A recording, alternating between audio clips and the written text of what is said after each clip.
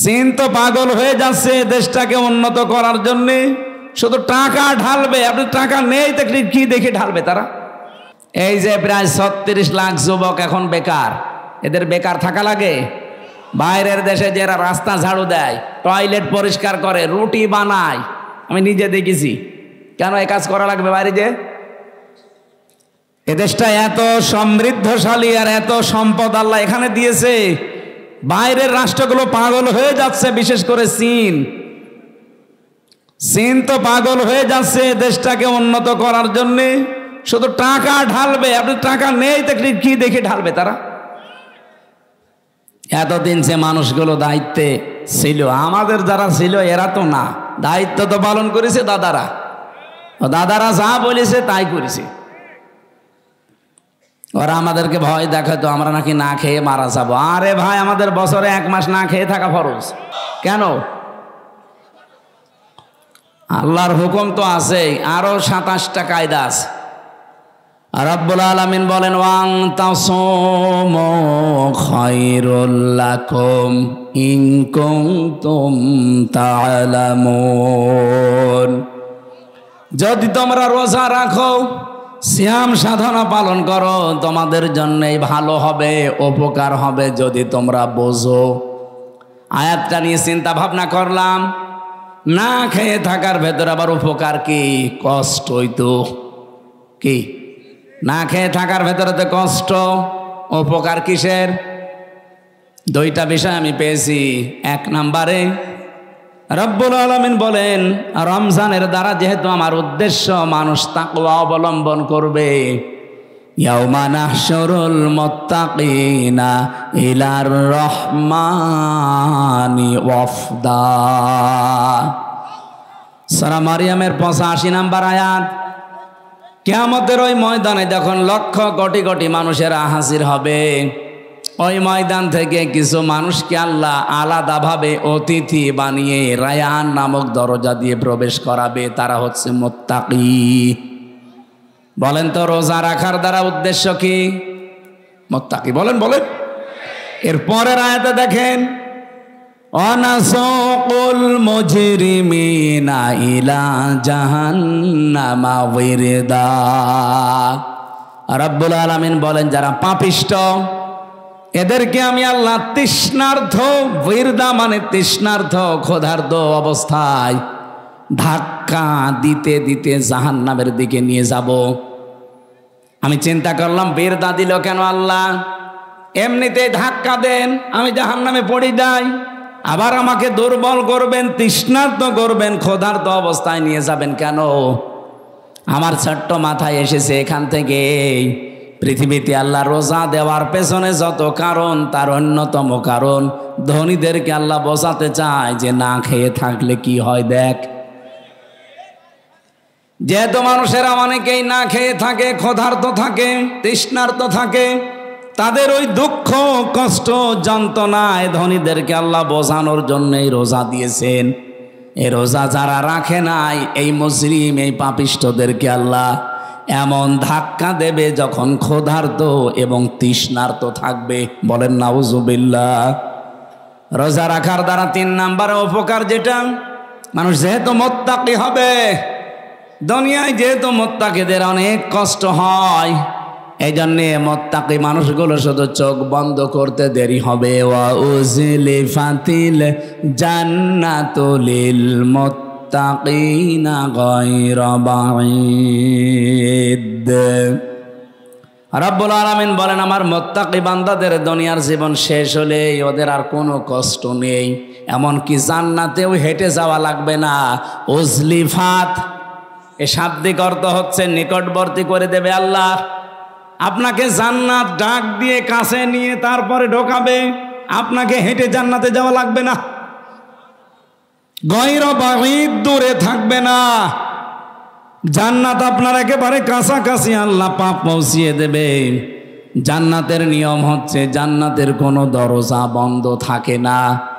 হাত্তা ইযা জাউহা ওয়া ফুতিহাত আবওয়াবুহা ওয়া ক্বাল। এই আয়াতটা আমি জেলখানায় যেয়ে বুঝেছি। এর আগে আমি বহু তাফসির পড়েছি, আলেম যারা আছেন তাদেরকে বলছি। এবার আপনারা হয়তো এটা জেনেছেন কিনা আমার জানা নেই। জেলে যাবার পরে আয়াতটা আমার কাছে ক্লিয়ার হয়েছে এইভাবে।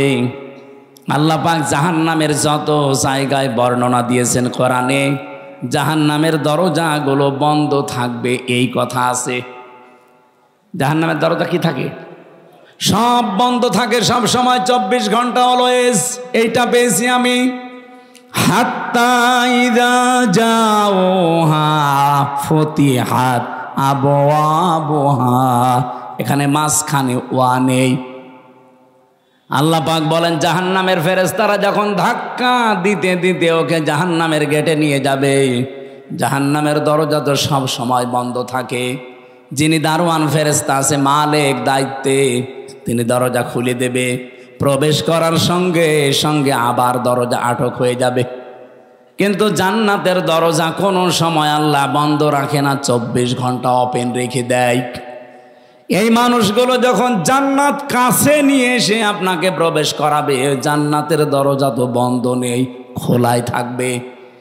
জেলখানায় গিয়ে আজটা বুঝলাম এইভাবে। আমি এর আগে জানতাম না যে জেলখানা এভাবে 24 ঘন্টায় বন্ধ থাকে। কিন্তু এখন দেখলাম যে জেলখানা কিন্তু 24 ঘন্টা তালা লাগানো। যখন কাউকে নিয়ে যায় তালা খুলে ভেতরে ঢুকিয়ে দেয়, আবার যখন ভেতর থেকে আসবে কেউ বের হলে আবার বন্ধ করে দেয়। জাহান্নাম আল্লাহ কিন্তু 24 ঘন্টা পাহারাদার দিয়ে বন্ধ করে রাখে দরজা। জান্নাতি মুত্তাকি বান্দাদের যে বর্ণনা বলছিলাম, এদের যেন কষ্ট না হয় এজন্য জান্নাত কোনো দূরে থাকবে না, একেবারে কাছাকাছি নিয়ে এসে দেবে আল্লাহ। 27টা উপকারের কথা আমি তাফসিরে মাযহারিতে পড়েছি। আমি আলেমদেরকে বলছি নোট করে আপনি নিজে মানুষকে শোনাবেন। 1 নম্বরে উপকার হচ্ছে মাত্র 2017 সালে এটা আবিষ্কার হয়েছে, অটোফেজি। নাম শোনেননি? যেই বিজ্ঞানী এটা আবিষ্কার করেছে ইউশোনারি ওসামি, এর বাড়ি জাপানে। চিকিৎসা বিজ্ঞানের উপরে গবেষণা চালিয়ে লোকটা নোবেল পর্যন্ত পেয়েছে, নোবেল পুরস্কার। 2017 সালে উনি চিন্তা ভাবনা করেছে মানুষের এই শরীর নিয়ে। পুরা বডির ভেতরে 2 কোটির ওপরে কোষ তিনি পেয়েছেন। কত কোষ পেয়েছেন? 2 কোটি। কিন্তু এই 11-12 মাসে একাধারে মানুষ যখন খাবার খেতেই থাকে, তখন ওই পাশাপাশি কিছু কোষ তৈরি হয়। ওই কোষগুলো শরীরের এই 3.5 হাত বডিতে 2টা ক্ষতি করে। 1 নম্বরে আপনার শরীরে হয় ক্যান্সার হবে, নাই টিউমার হবে। বিজ্ঞান এখন 5.5 কেজি রক্ত পেয়েছে আমাদের শরীরে। এই 5.5 কেজি রক্তের ভেতরে 5 প্রকার ক্যান্সার হয়, আর টিউমার হয় 3 জাতের। হয়তো কোনোটা ফুলে ওঠে, কোনোটা ভেতরে থাকে, কোনোটা ফলেও না ভেতরেও থাকে না, রক্তের সাথে আস্তে আস্তে মিশে যায়। এই যে কোষ যেগুলো বৃদ্ধি হয়েছে 11-12 মাস ধরে, এইগুলোর কারণে এই সমস্যাটা তৈরি হয়। চিন্তা করলেন কিভাবে এই কোষ থেকে মানুষকে মুক্ত করা যায়। তিনি 13 বছর একাধারে গবেষণা করেছিলেন। সর্বশেষ তার গবেষণা এটা এসেছে যে 12 মাসের যদি একটা মাস কেউ দিনের বেলা না খেয়ে থাকতে পারে, 29 কি 30 দিন একাধারে, তাহলে আসল আল্লাহ যে কোষ দিয়েছিলেন 2 কোটি, বাকি যে কোষগুলো বৃদ্ধি হয়েছে ওই কোষ যখন কিছু খেতে না পায় তখন ওই পাশেরটা খাওয়া আরম্ভ করে। আল্লাহর দেওয়া কোষগুলো, এই অটোমেটিক তৈরি হওয়া কোষগুলোকে খেতে খেতে 30 দিনে পোড়াটা সাবাড় করে ফেলে। 30 দিন যদি একাধারে খেতে থাকে ওর শরীরে অতিরিক্ত আর একটা কোষও বাকি থাকে না। তার মানে কোষ যখন অতিরিক্ত নেই, আপনি ক্যান্সার থেকে বেঁচে গেলেন, আপনি টিউমার থেকে বেঁচে গেলেন। চিন্তা করছে এই তথ্যটা পৃথিবীর কোনো ধর্মে আছে কিনা দেখি। 4,500 ধর্মীয় গ্রন্থ দুনিয়ায় আছে এখন। উনি সবগুলো একটা একটা করে মিলিয়ে না, কোনো গ্রন্থে এই তথ্য নেই। সর্বশেষ মুসলমানদের ধর্মীয় গ্রন্থ কোরআন, এইটা তিনি পেয়েছেন। পাবার পরে দেখেন যে এখানে আছে 30 দিন আল্লাহর বান্দারা 1 বছরে না খেয়ে থাকবে। এই তো পেয়েছি আমি যা মনে করেছিলাম। 13টা বছর আমি গবেষণা করে যা পেয়েছি, মুসলমানদের ধর্মীয় কিতাবে এটা অনেক আগেই দেওয়া আছে। আল্লাহ পাক যে বলেন তাসুমু খায়রুল লাকুম ইন কুনতুম তা'লামুন, অবশ্যই রোজা রাখলে তোমাদের উপকারী হবে যদি তোমরা এটা বুঝতে পারো। যেহেতু বিজ্ঞানী এখন বুঝেছে, এ তথ্য আমরা পেয়ে গেছি, এজন্য ফামাং শাহিদা মিনকুমুশ শাহরা ফালিয়াসুম, তোমাদের ভেতরে কেউ যদি রোজার মাস একবার পেয়ে যায়, আল্লাহ বলেন অবশ্যই সে যেন রোজা রাখে। এটা কিন্তু গত বছর যারা আদায় করেছে, এবছরে অনেকে কবরে চলে গেছে।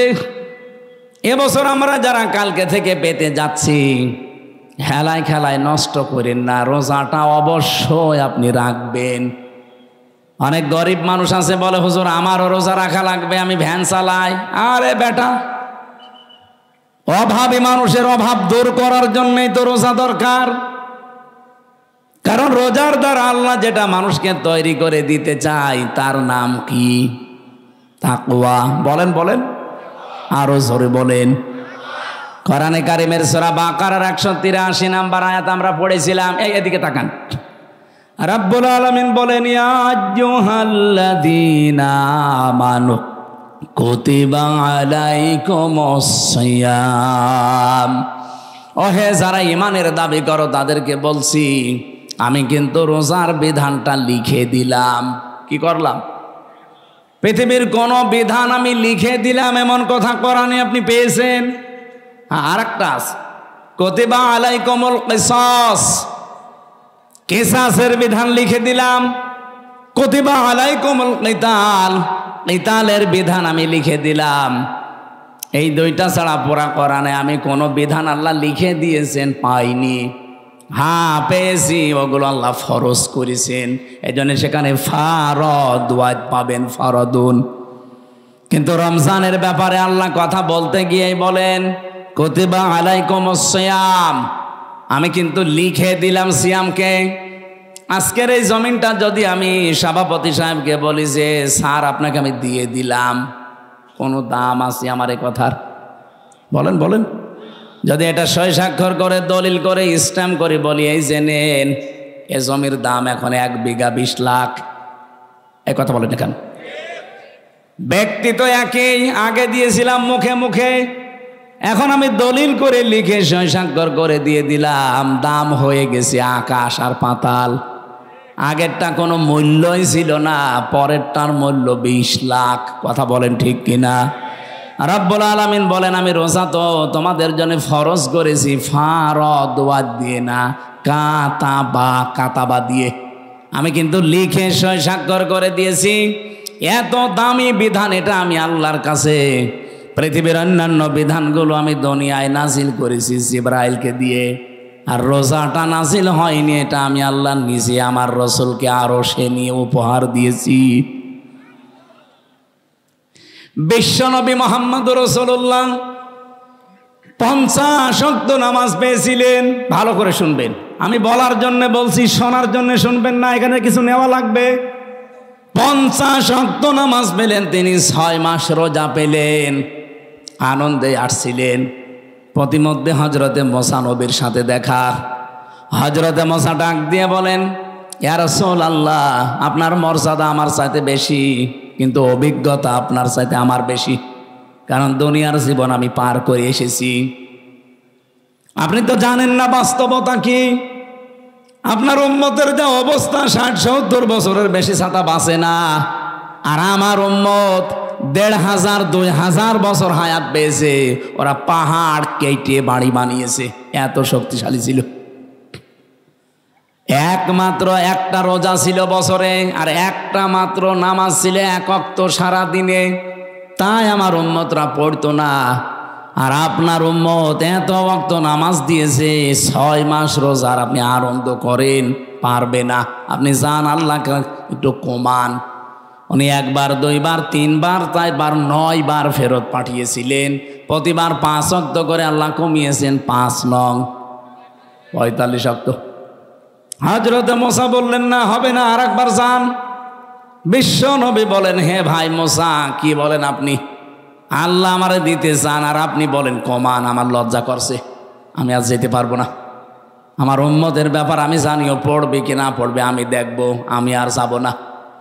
সঙ্গে সঙ্গে জিবরাইলকে ওই জায়গায় পাঠিয়ে দিয়েছিলেন। তখন তিনি 6ষ্ঠ আকাশে আছেন।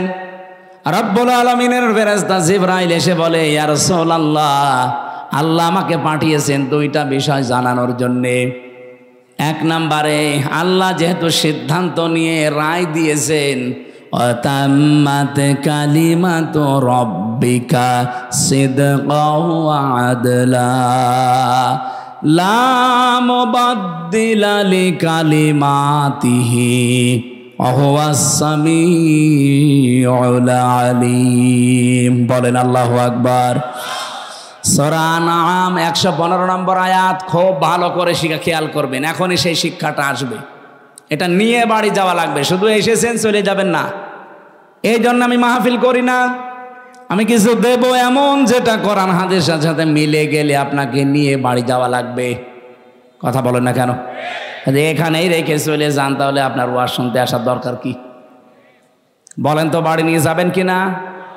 এই বাড়ি নিয়ে যাবেন না? আওয়াজ পাওয়া যাচ্ছে না, যাবেন? রব্বুল আলামিন 1 নম্বরে বলেন, আমার কোরআনে যত তথ্য আছে সব সত্য। 2 নম্বরে যত তথ্য আছে সব ইনসাফপূর্ণ। 3 নম্বরে আমার কথা কোনোদিন রদবদল হবে না, পরিবর্তন হবে না।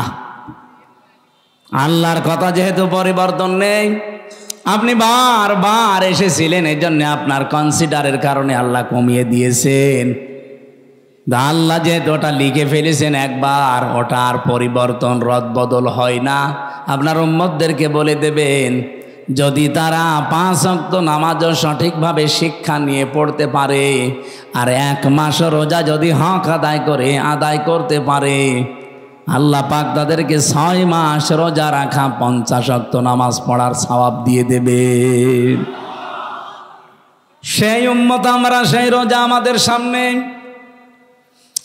বগুড়াবাসী, এখান থেকে 3 নাম্বার যে কায়দাটা, লা মুবাদদিলা লিকালিমাতি, যেটা জিবরাইল আলাদাভাবে শুনিয়েছেন, হে নবী, আপনার শুধু কনসিডারের কারণে আল্লাহ কিন্তু কমিয়েছে, কিন্তু সওয়াব কমাবে না।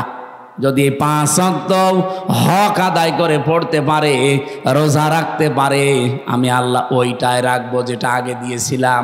কারণ আল্লাহর কথায় কোনো পরিবর্তন, জোরে বলা লাগবে, আল্লাহর কথায় কোনো পরিবর্তন।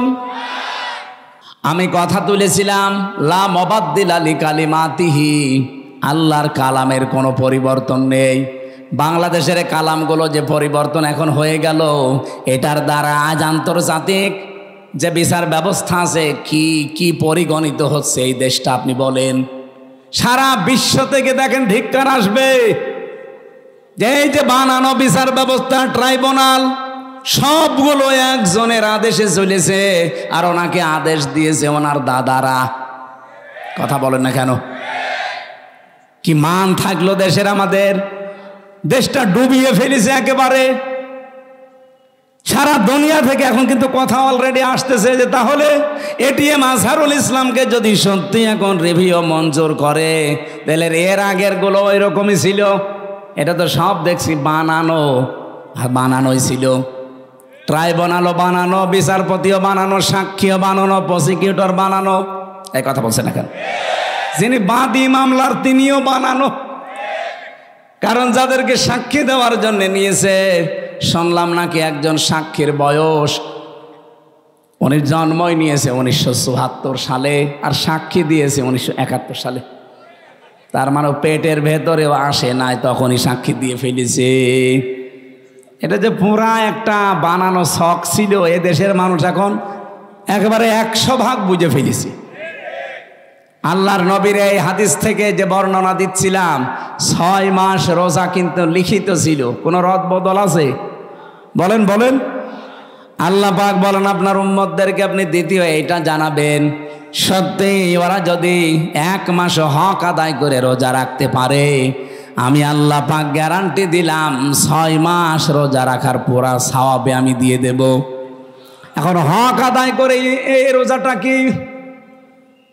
বিশ্বনবী বলেন, মান সামা রমাদানা ঈমানা ওয়া ইহতিসাবান গফিরা লাহু মা তাকদ্দামা মিন যামবি। এদিকে তাকান, এখানে শিক্ষা আছে। যে ব্যক্তি রোজা রাখে রমজান মাসে ঈমান এবং ইহতিসাবের সাথে, এটা কি? দুইটা বিষয়ে হাদিস আমরা সে জন্মের পর থেকে শুনেছি, কিন্তু কোনোদিন চিন্তা ভাবনা করেছেন এখানে কি দিয়েছেন আল্লাহ। যে ব্যক্তি রমজানের রোজা রাখে দুইটা জিনিস নিয়ে, এদিকে তাকান, এখানে কথা বলেন কেন? পরে পরে একটু পরে পরে, আগে এই দুইটা শুনে তারপরে যাবেন। আমি আপনাকেও জিজ্ঞাসা করবো, প্রিন্সিপাল সাহেব আপনাকে বলা লাগবে, এতদিন পড়াচ্ছেন, এই দুইটা বলা লাগবে। কেউ যদি সত্যিই রমজান মাসে রোজা রাখে কয়টা জিনিস সামনে নিয়ে? বলেন বলেন। 1 নম্বরে ঈমান, কিসের সাথে? এখন প্রশ্ন আসতে পারে, আমার ঈমান তো আছে, আমি তো ঈমানের সাথে রোজা রাখি না। আপনি কি ঈমান যদি দাবি করেন যে আমার ঈমান আছে, মাস্ট বি আপনাকে ঈমানের আগে একটা কাজ করা লাগবে। ওইটা যারা করে না তাদের ঈমান টেকে না। ফামায়াকফুর বিত্তাগুত ওয়া ইউমিন বিল্লাহ, আল্লাহ পাক নিজে বলেন সূরা বাকারা 256 নম্বর আয়াতের মাঝের অংশে আছে, কেউ ঈমান আনতে চাইলে তার প্রথম কাজ হবে সে যেন তাগুতকে ছেড়ে দেয়। তাগুত কাকে বলে? তাগুতের অর্থ 4টা। 1 নাম্বার তাগুত হচ্ছে ওই শক্তি যে আল্লাহর হুকুম নিজে মানে না, অন্য কেউ মানবে মানতেও দেয় না। বলেন তো এই তাগুত পৃথিবীতে নেই? হ্যাঁ বলেন না কেন? চারিপাশে আমাদের এই শক্তি আছে, নিজেও মানে না, কেউ মানবে মানতেও দেয় না। 2 নম্বরে তাগুত শয়তান। 2 নম্বরে কি? 3 নম্বরে তাগুত মানুষের তৈরি করা আইন। এইটা আপনার ঘা লেগে গেল না? আমি কি গোপন করে দেব? না, গোপন করার জন্য আসি না, আর গোপন করলে আমার ওয়াজ শোনাও জায়েজ নেই। সুতরাং মানুষের তৈরি করা আইন যারা দুনিয়ায় প্রতিষ্ঠা করার কাজ করেন, আপনি কিন্তু তাগুত। আপনার ঈমান এখনো আনাই হয়নি। আর আপনার এই যে ঈমান দিয়ে আপনি রোজা রাখবেন, রোজার যে পরবর্তী শব্দ গফিরা লাহু মা তাকদ্দামা মিন যামবি, আপনার সব অপরাধ আল্লাহ মাফ করে দেবে। দেবে কি করে? আপনি তো রোজা রেখেছিলেন ঈমান ছাড়া। আপনি কি মনে করেন যে পৃথিবীর অন্যান্য ধর্মে যারা আছে তারা রোজা রাখে না? আমি বাইরের দেশগুলোতে ইহুদিদের সাথে মিশেছি, খ্রিস্টানদের সাথে মিশেছি, বৌদ্ধদের সাথে মিশেছি, আর মুশরিক তো পাশেই আছে। এদের সাথে তো পিরায় দেখা হতো আগে, কারণ এই বাংলাদেশের ছাড়া আমার বেশি অনুষ্ঠানগুলো ভারতে হয়েছে। আশপাশে কোনো প্রদেশ আমার বাঁক নেই। এই জন্য আপনাদের চাইতে ওদের সাথে আমার মেলামেশা বেশি আছে। দেখেছি এই বিশ্বের যে কয়টা নাম বলছি, প্রত্যেক জাতি কম বেশি রোজা রাখে, কিন্তু তাদের রোজা আমাদের আল্লাহর নির্দেশ এবং রসুলের দেখানো পথে না। খ্রিস্টানরা রোজা রাখে, ওরা ইফতারি করে না। ইহুদিরা রোজা রাখে, ওরা সেহরি করে না। আর হিন্দু যারা কেউ মরে গেল ওরাও রোজা রাখে, উপোস থাকে, ওরা সেহরিও নেই ইফতারিও নেই। আমাদের নবী যে আনন্দের কথা জানিয়েছেন, লিসাইমি ফারহাতুন ইনদা ফিতরিহি ওয়া ফারহাতুন ইনদা লিকাই রাব্বিহি। ইবনে মাজাহ শরীফের হাদিস। নবীজি বলেন প্রতিটি রোজাদারের জন্য 2টা আনন্দের জায়গা আছে। 1 নম্বরে ও যখন ইফতারি নিয়ে বসবে সারা দিনের পরে, তখন একটা আলাদা আনন্দ আল্লাহ তাকে দান করবে। 2 নম্বরে যখন এই রোজাদাররা রায়্যান নামক দরজা দিয়ে প্রবেশ করে আল্লাহর সাক্ষাৎ পাবে, এটা সবচাইতে বড় আনন্দের বিষয়। অন্যান্য জাতির রোজা কি আমাদের মতো? বলেন বলেন। তাহলে 1 নম্বরে কি বললাম? রোজা রাখতে হলে আপনাকে এক নম্বরে ঈমান আন, ঈমানের সাথে। আর ঈমান আনতে হলে আগে আপনাকে তাগুত ছাড়া লাগবে। যারা আল্লাহর বিধান মানে না, মানতে দেয় না, এটা মাইনাস, শয়তান মাইনাস। এখন যদি বলেন শয়তান পাবো কোথায়? আছে, শয়তান নেই? যারা অহংকার করে তারা শয়তান, যারা অপচয় করে তারা শয়তান, যারা যৌনতা ছড়ায় তারা শয়তান। এরকম সৃষ্টিতে নেই। আসতে বলেন কারণ নেই। শয়তান খোঁজা লাগে। শয়তান তো তারা যারা অহংকার করে, শয়তান তারা যারা অপচয় করে, শয়তান তারা যারা নিজেদেরকে যৌন অঙ্গ যেগুলো গোপন রাখা দরকার এগুলো মানুষকে দেখায়। শয়তান খোঁজার জন্য আমেরিকায় যাওয়া লাগবে? এ বগুড়াতেও শয়তান আছে না? এইগুলো থেকে মুক্ত হবেন। 3 নম্বরে মানুষের তৈরি করা আইন যারা কায়েম করতে চায় এরা শয়তান। এই তাগুতের সাথে যারা আছেন তাদের রোজা হচ্ছে না। এগুলো ছেড়ে দিয়ে রোজা রাখেন, ঈমান হইল। 2 নম্বরে ইহতিসাবান। ইহতিসাব মানে এটা হিসাব থেকে এসেছে। আপনাকে একেবারে পঙ্খানো হিসাব নিকাশ করে করে সামনের জীবন আপনি চালাবেন। কি দিয়ে? অল ফুরকান। কোরআনের 55টা নাম আছে, তার একটা নাম হচ্ছে ফুরকান। নাম কি? সত্য মিথ্যা পার্থক্য করে বাকি জীবন আপনাকে চালানো লাগবে। আমি বলেছিলাম না আজকে একটা ফরজ জানাবো, আর সব ফরজের বড় ফরজ জানাবো। ফরজ হচ্ছে রমজানের রোজা, আর সব ফরজের বড় ফরজ হচ্ছে কোরআন দিয়ে হক আর বাতিল পার্থক্য করে বাকি জীবন চালানো। এই ফরজটা মানা যাবে না, এইটা এখন দরকার। রমজান আসবে, চলেও যাবে 30 দিন পর, কিন্তু আপনি যদি হক আর বাতিল পার্থক্য করে কোরআন দিয়ে জীবন চালাতে না পারেন, আপনার বড় ফরজ আদায় হয়নি, কিয়ামতে ধরা খাবেন। আল্লাহ তাআলা এগুলো এমনি দেয়নি আপনাকে। ইউরিদুল্লাহু বিকুমুল ইসরা ওয়ালা ইউরিদু বিকুমুল উসরা ওয়ালিতুকমিলুল ইদ্দাতা ওয়ালিতুকাব্বিরুল্লাহা আলা মা হাদাকুম ওয়া লাআল্লাকুম তাশকুরুন। ইয়াদের ব্যাখ্যায় আমি পড়েছি, আমার উপরে কথা বলে কারা কইরা?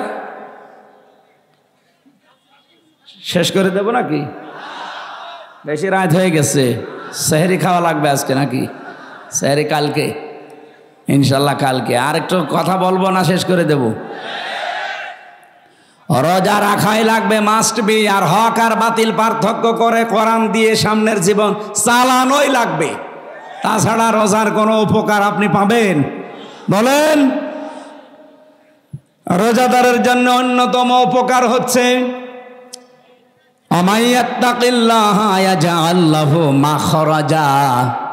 রব্বুল আলামিন বলেন, যদি রোজা রাখার দ্বারা মানুষ তাকওয়া অবলম্বন করে, এমন জায়গা থেকে আমি আল্লাহ তার রিস্কের ব্যবস্থা করি যার ধারণাও সে কোনোদিন করে নাই।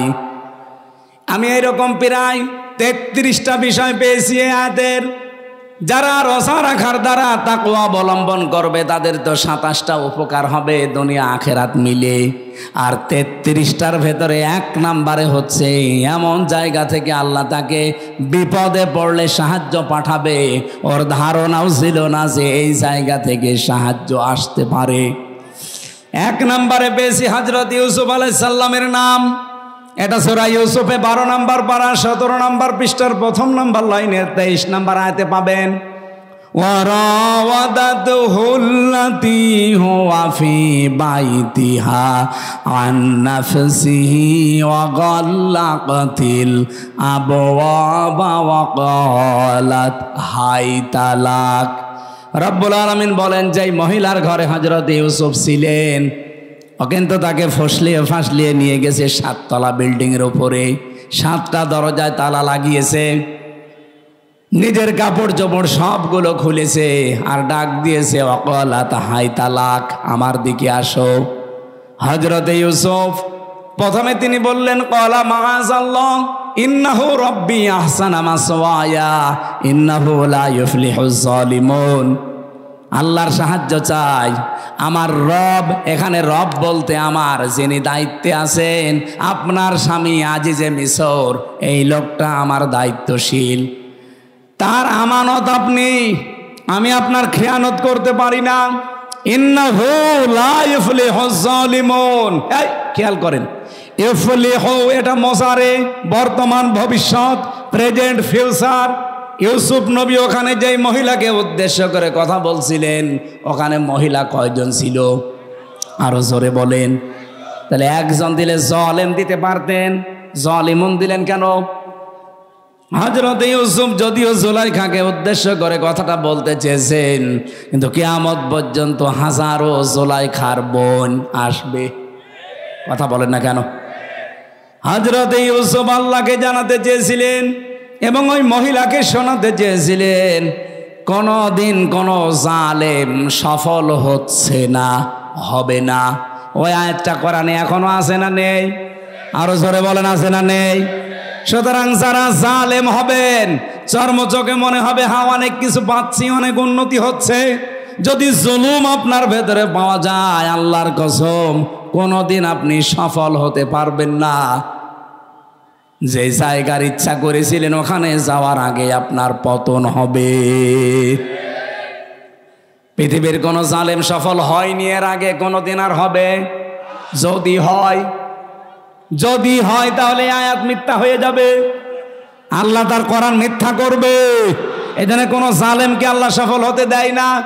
আর জালেমের বিরুদ্ধে আল্লাহ নিজে কিয়ামতে মামলা দায়ের করবে। বাংলাদেশে 1628 জন মানুষ দায়িত্বে ছিল, এখনো 100 জনের প্রায় 90 জন ওই রকম মানুষই আছে যারা এই তিনটার নাম নির্বাচন করেছে, ডিসি, এসপি, টিওনো।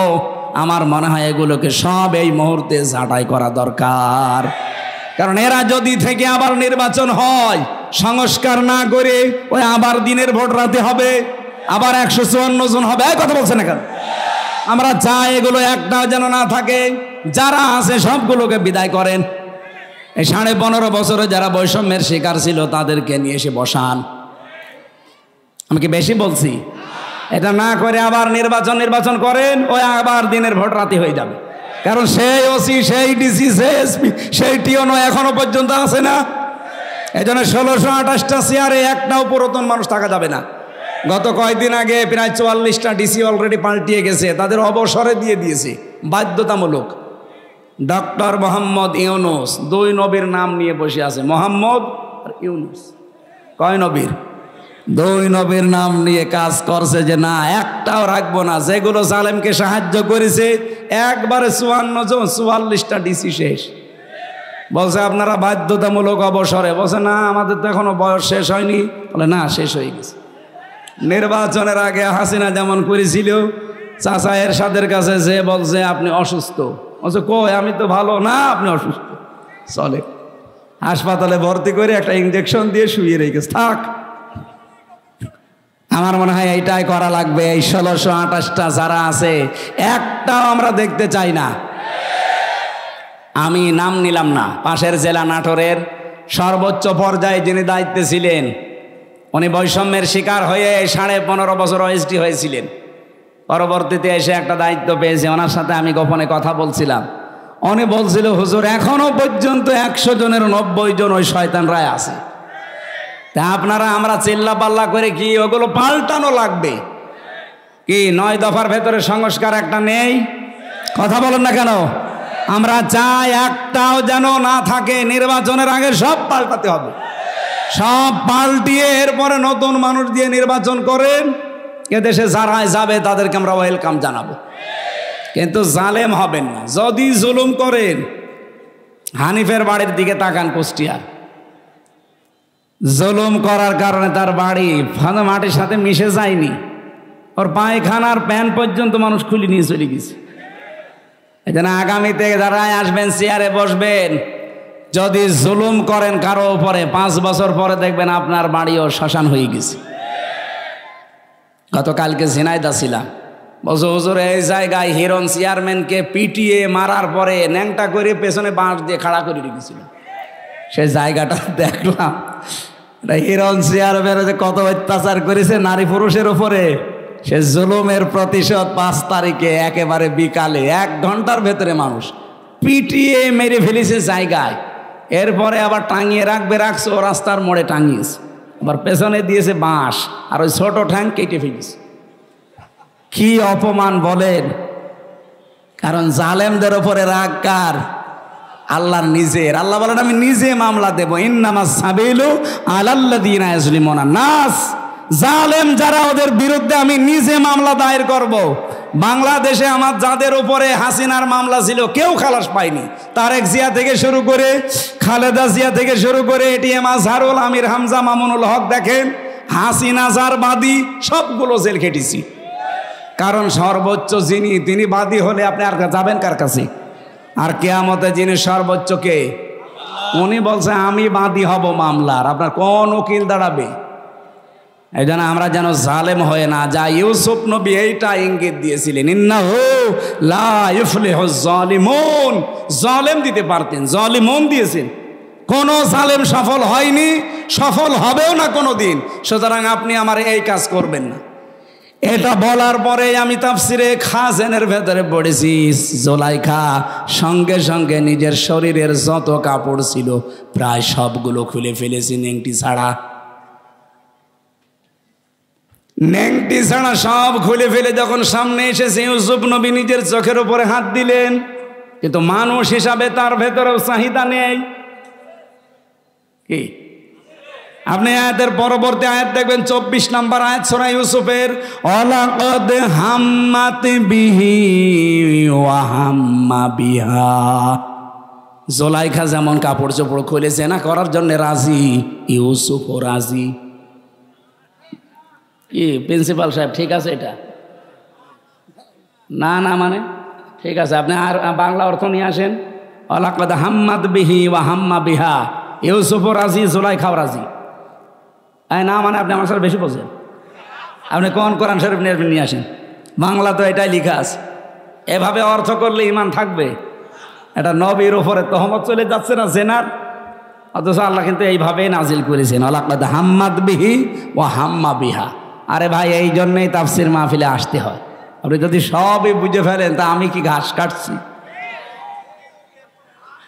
আল্লাহ রাব্বুল আলামিন বলেন দুইজনেই কিন্তু এগ্রি হয়ে গিয়েছিল।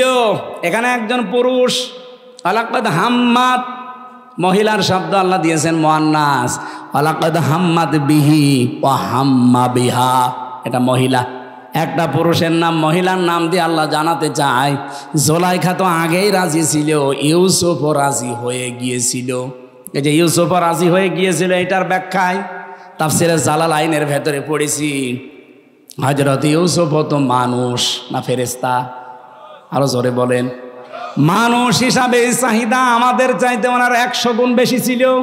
কারণ আমার হাতের ভেতরে যে শক্তি আছে, হযরত ইউসুফ নবী ছিলেন, এক একজন নবীর ভেতরে আমাদের মতো 100 আমির হামজার শক্তি আছে। আমি মেয়ে লোক দেখলে যদি কন্ট্রোল হতে না পারি, আর তাও যেমন তেমন কালো ধলা, আর উনি পেয়েছে বিশ্ব সুন্দরী, তাও উলঙ্গ। আপনি চিন্তা করতে পারেন, পৃথিবীতে আমি 4 জন মহিলার নাম পেয়েছি, আল্লাহ তাদের সব চাইতে সুন্দর করে বানিয়েছিলেন। 1 নম্বরে আমাদের আদি মাতা হযরতে হাওয়া, 2 নম্বরে জুলাইখা, 3 নম্বরে পেয়েছি হযরতে ইব্রাহিম নবীর বড় স্ত্রী সারা, 4 নম্বরে আমাদের নবীর মেয়ে ছোটটা ফাতেমাতুজ জোহরা। এত সুন্দর করে আল্লাহ যারে বানিয়েছে। আর ইউসুফ নবীও আমাদের মতো সাধারণ ওই হাড় বাল খাওয়া লোক না। কি আপনি বগুড়ার মোড়ে মোড়ে দেখেন ইন্ডিয়া হারবাল, কলকাতা হারবাল, ওনার ভেতরে 100 আমির হামজার যৌবন ছিল। চিন্তা করা যায় কত কঠিন পরিস্থিতি পার করছেন। এই জন্য আল্লাহ বলেন হাম্মাত বিহি ওয়া হাম্মা বিহা। জুলাইখা যেমন রাজি আগে থেকে, ইউসুফের রাজি হয়ে গিয়েছিল।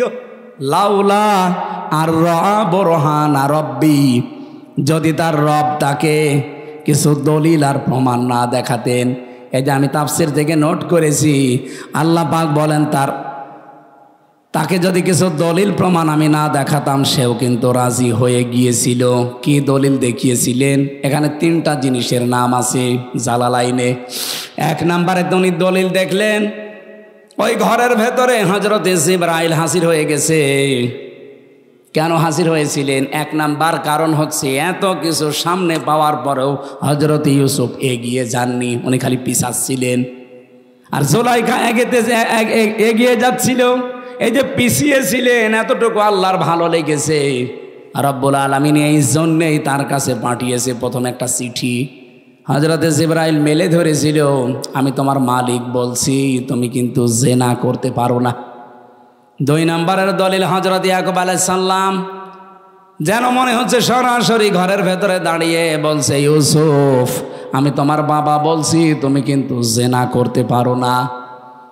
3 নম্বরে আকস্মিকভাবে ঘরের ভেতরে একটা অন্ধকার পরিস্থিতি তৈরি হয়ে গিয়েছিল। এই 3টা দলিল দেখার পরে হযরত ইউসুফ মনের ভেতরে যে আশাটা ছিল, ওই আশাটার উপরে ভর করে তিনি কিন্তু জানতেন না যে সবগুলো দরজায় তো তালা মারা, কোনো জায়গায় লাভ নেই। আর মেয়েটাও বলে দিয়েছে সামনে যে কোনো লাভ হবে না, সব আমার কাছে তালা লাগানো, চাবি এই যে চাবি নিজের কাছে দিয়েছে। হযরত ইউসুফ শুধু মনের ওপরে জোর দিয়ে আল্লাহর ওপরে ভরসা করে তিনি যখন দৌড় দিয়েছেন, দরজার কাছে যাবার পরে খাজেনে পাবেন, খাজেন তাফসির, দরজা প্রথম যেটা ওর কাছে যাবার পরে দেখে না, দরজা খোলে না। মনে মনে সিদ্ধান্ত নিলেন, আল্লাহ আমি তো তোমার ওপরে ভরসা করে মনের ওপরে জোর দিয়ে এ পর্যন্ত দৌড়িয়ে এসেছিলাম, কমপক্ষে এই বাস থেকে বাস পর্যন্ত, এই ঘরের কোণা থেকে এ পর্যন্ত দরজায় আমি আসলাম, কিন্তু দরজা তো যে অবস্থা, এ তো নিজে মানুষের ভাঙা সম্ভব না, তালা লাগানো। ইউসুফ নবী এই কয়েক সেকেন্ডের ভেতরে ভাবছিলেন ওরে মহিলাও দৌড় দিয়েছে। প্রথম নাম্বারে যখন 1 পা 2 পা করে জুলাইখা এগিয়ে আসে, ইউসুফ নবী তো চোখ বন্ধ করেছিলেন, হঠাৎ চোখ খুলে দেখে দরজা খুলে গেছে। রব্বুল আলামিন বলেন, ওয়া ইয়াত্তাকিল্লাহা ইয়ারযুকহু মিন হাইসু লা ইয়াহতাসিব ওয়া ইয়াতাওয়াক্কাল আলাল্লাহি ফাহুয়া হাসবুহ ইলা আখির আয়া। সূরা তালাকের 2 এবং 3 নম্বর আয়াতে আছে, আল্লাহর প্রতি কেউ যদি তাকওয়া অবলম্বন করতেই পারে, অবশ্যই আল্লাহ এমন জায়গা থেকে তার রাস্তা তৈরি করে দেয় তার ধারণাও ছিল না। ইউসুফ নবী কোনো দিন ধারণা করে নাই যে দরজা খুলতে পারে। খুলেছে কে? কিসের কারণে? তাকওয়া। বলেন বলেন। আমরা রমজান আল্লাহ দিল এইটা তৈরি করার জন্যে। নারী পুরুষ সত্যি যদি এইটা আজ তৈরি করতে পারি 1 মাসের ভেতরে, আগামী বাকি জীবনে এমন এমন জায়গায় বিপদে পড়বেন, সাহায্য আল্লাহ পাঠাবে যেটার ধারণাও আপনার ছিল না। ওই আল্লাহ এখনো নেই।